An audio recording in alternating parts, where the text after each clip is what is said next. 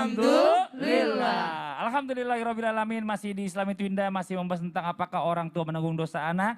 Kita akan lanjutkan lagi nih ya, menjawab pertanyaan-pertanyaan masuk di segmen Tanya Dong Ustadz. Kami semua tanya dong Ustadz. Oke, kita masuk ke pertanyaan dari Aldi.pray. Wah, Aldi yang selalu berdoa ini. Assalamualaikum Ustadz, izin bertanya. Jika seorang anak perempuan berpacaran dengan lelaki non-muslim, kemudian menikah dan anak perempuan itu keluar dari agama Islam, apakah, dari Tiwi, salah maaf. Ini tadi udah ini ya.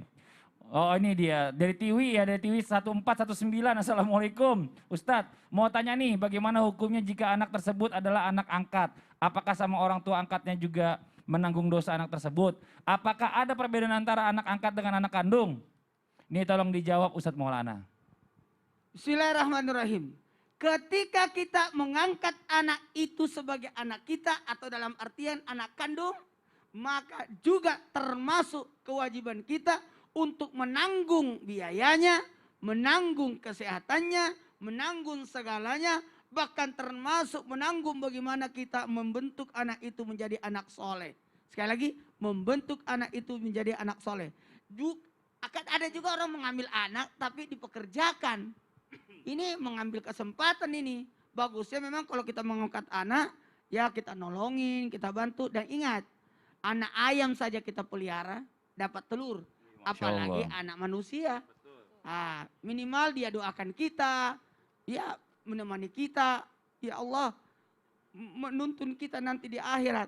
Dan ingat, tetap ada tanggung jawab untuk menjaga jadi amanah. Anak itu tetap jadi amanah yang dititipkan kepada kita. Dan enaknya alhamdulillah kita diatur oleh undang-undang, ada undang-undang perlindungan anak dan sebagainya. Jikalau ada orang yang mau mengadopsi anak atau mengambil anak untuk jadi anaknya, itu banyak sekali peraturannya. Bahkan sampai setahun prosesnya.